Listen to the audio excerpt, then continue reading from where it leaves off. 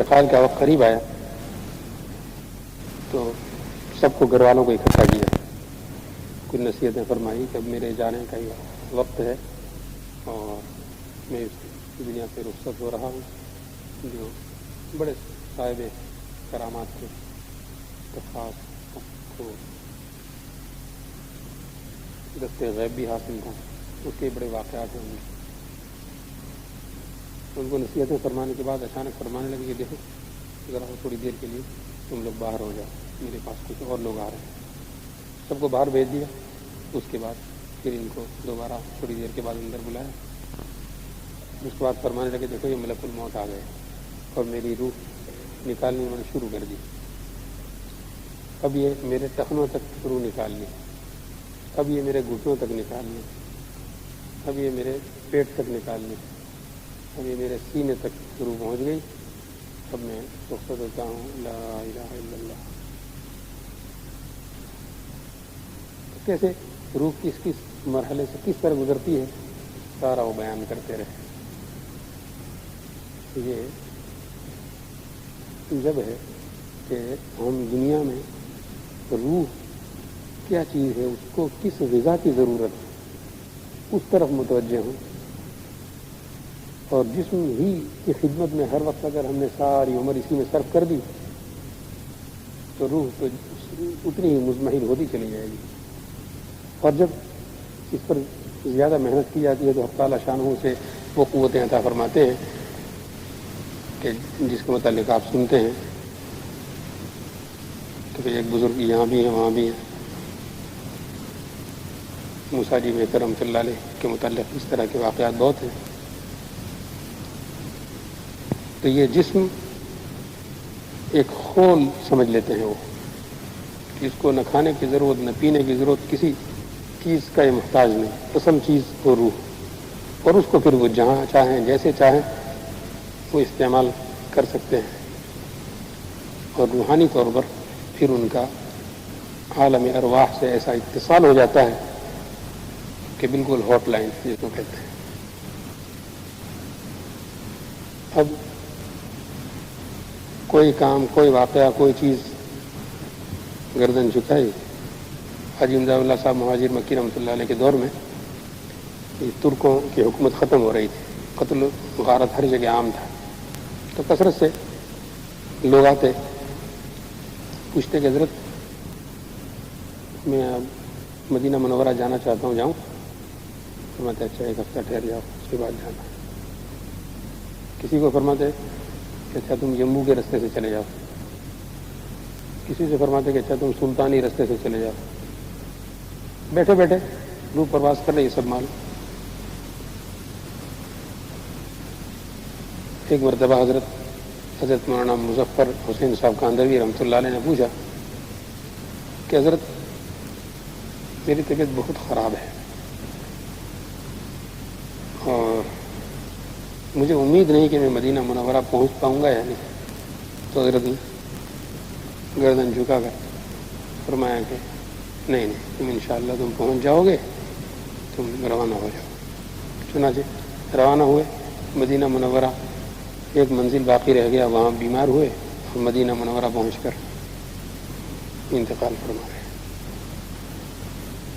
ایک شخص حاجی صاحب رحمۃ اللہ علیہ کے پیچھے پیچھے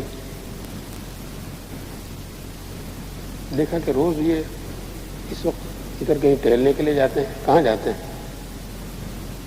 تو اسرار سے پوچھا تو حضرت نے فرمایا اچھا کسی سے کہنا نہیں. پیچھے پیچھے چلا کہ میرے پیچھے تم چلتے رہو. کہتے ہیں چند قدم چلے آبادی سے باہر، پھر اچانک دیکھا کہ تو مدینہ منورہ آ گیا.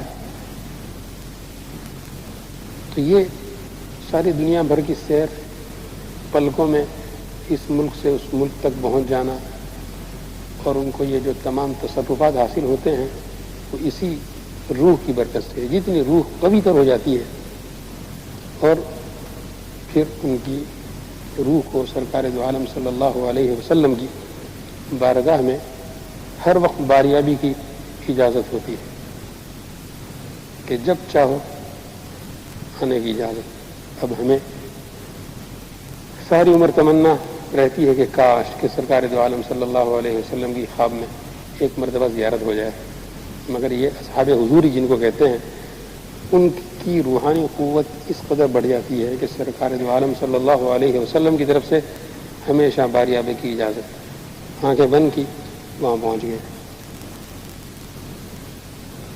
اکثر لوگوں نے تو یہ قصہ حضرت شیخ عبدالحق محدث دہلوی رحمۃ اللہ علیہ کی طرف منسوب کیا ہے، تمام کتابوں میں تقریباً یہ ملتا ہے، مگر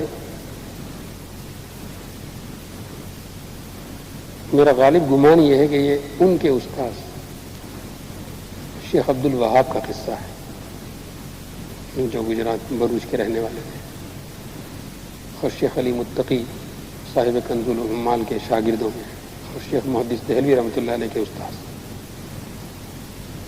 وہ بیان کرتے ہیں کہ حج کے سفر سے واپسی پر ہمارا جہاز گجرات کے ساحل پر جب پہنچا تو وہاں پہنچ کر پوچھا کہ یہاں قریب میں کوئی، تو کسی نے بتایا کہ ایک جھونپڑی ہے، اس میں ایک بزرگ رہتے ہیں، بہت اونچے بزرگوں میں سے ہیں۔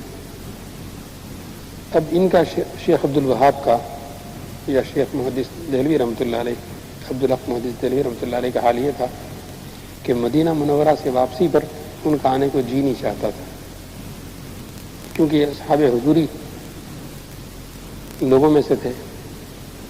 آپ صلی اللہ علیہ وسلم کے روضہ اقدس پر صلاۃ السلام کے لیے حاضر ہوتے، وہاں سے جواب ملتا، جواب سنتے، تو عرض کیا کہ یا رسول اللہ میں وہاں چلا جاؤں گا ہندوستان تو میں اس دولت سے محروم ہو جاؤں گا۔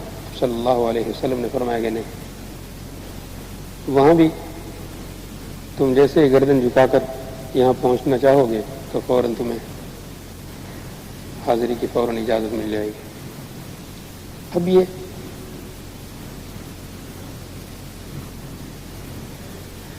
یہاں ساحل پر پہنچ کر اس بزرگ کی جھونپڑے کی تلاش میں جب نکلے، ادھر ادھر پہنچے، کسی نے بتایا کہ وہاں دور ان کا جھونپڑا ہے، وہاں گئے۔ وہاں پہنچ کر اندر گئے تو اس نے ایک شراب کا گلاس پیش کیا، یہ شراب پی لو۔ یہ بہت بڑے عالم، بہت بڑے محدث، انہوں نے کہا یہ تو حرام ہے، کہا کہ پی لو ورنہ تمہارے پاس جو کچھ ہے وہ سلب ہو جائے گا، تمہارے پاس کچھ رہے گا نہیں۔ اب یہ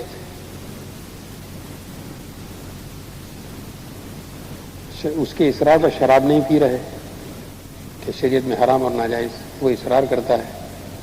پھر یہ معلوم کرنے کے لیے کہ آیا یہ کوئی دنیا دار ڈھونگی آدمی ہے یا واقعی کوئی اللہ والا ہے، اس کے لیے انہوں نے گردن جھکائی تو صفایا۔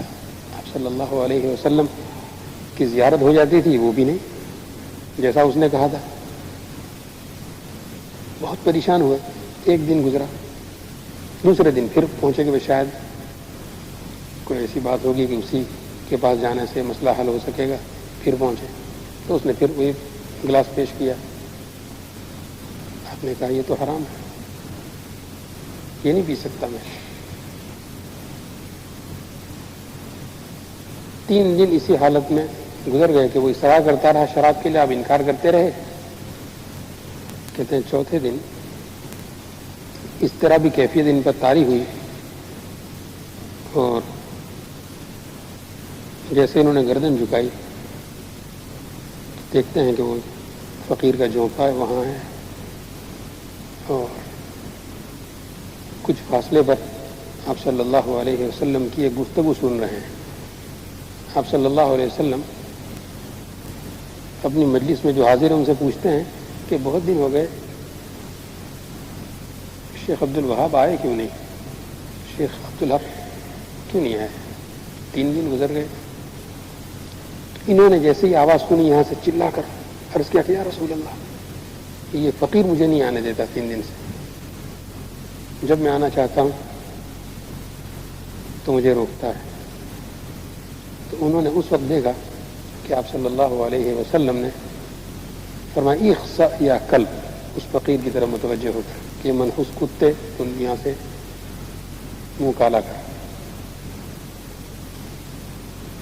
اب یہ مراقبے سے فارغ ہوئے اور جھونپڑے کی طرف گئے،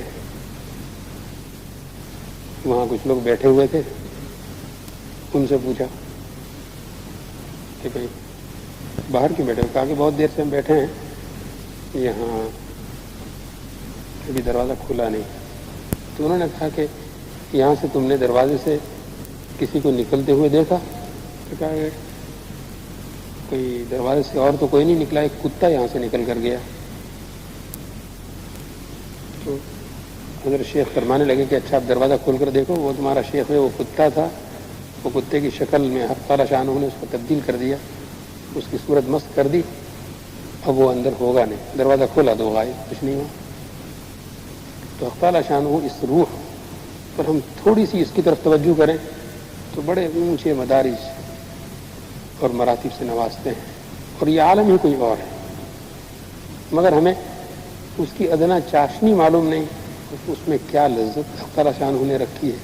ہمیں تو یہ جسم جتنا اس کو ہم دیتے چلے جائیں گے زیادہ اچھا لگا، کوئی کھانا آپ نے کھا لیا پیٹ پھول جائے گا، اور تکلیف۔ دوستوں کے ساتھ دل لگی میں باتیں سننے میں بہت لطف آیا، کچھ زیادہ دیر جاگیں گے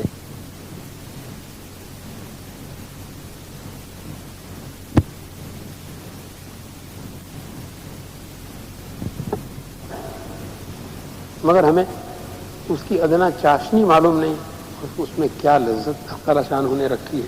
ہمیں تو یہ جسم جتنا اس کو ہم دیتے چلے جائیں گے زیادہ اچھا لگا، کوئی کھانا آپ نے کھا لیا پیٹ پھول جائے گا، اور تکلیف۔ دوستوں کے ساتھ دل لگی میں باتیں سننے میں بہت لطف آیا، کچھ زیادہ دیر جاگیں گے سر میں درد ہو جائے گا۔ تو یہ جسم تو انتہائی کمزور، اس میں کوئی طاقت نہیں، انتہائی محدود، لیکن روح اس کی پرواز انتہائی بلند، روح انتہائی طاقتور۔ اس کی طرف جو غذا اس سے چاہیے اگر آپ اس کو دینے لگیں تو اس کی پرواز کے لیے یہ دنیا تو کچھ بھی نہیں، کہتے ہیں کہ ہتھیلی کی طرح، اس کی پرواز کے لیے عالم ملکوت چاہیے، عالم امر، عالم خلق اس کے لیے کافی نہیں، عالم امر، عالم بارہ اس کے لیے چاہیے۔ تو دوستو، یہ روح کی غذا یہ ہماری نمازیں، روزے، ذکر، تلاوت، تسبیحات، اور اہل سلسلہ بزرگوں سے جو وابستہ ہیں ان کے لیے ان کے معمولات پر عمل، جتنا اس کے اوپر آپ عمل کریں گے دیکھیے چند روز میں اس روح کی کیا کیفیت بنتی ہے۔ اللہ تبارک و تعالی ہمیں ہمارے مشائخ کا جو اصل سلسلہ تھا اس پر چلنے کی توفیق عطا فرمائے، اور دنیا کی زیب و زینت، اس کی لذتیں، اس کی نعمتیں، اسے وحشت عطا فرمائے، اس کی اس کا ناپائیدار ہونا اور اس کا حقیر اور اللہ تبارک و تعالیٰ کی نگاہ میں بے قیمت ہونا ہمارے دل میں اتار دے، اس کی نفرت ہمارے دلوں میں پیدا فرما دے، اور آخرت کے لیے عمل کرنے کی اور روح کو غذا دینے کی ہمیں توفیق عطا فرمائے۔ وآخر دعوانا الحمد للہ رب العالمین۔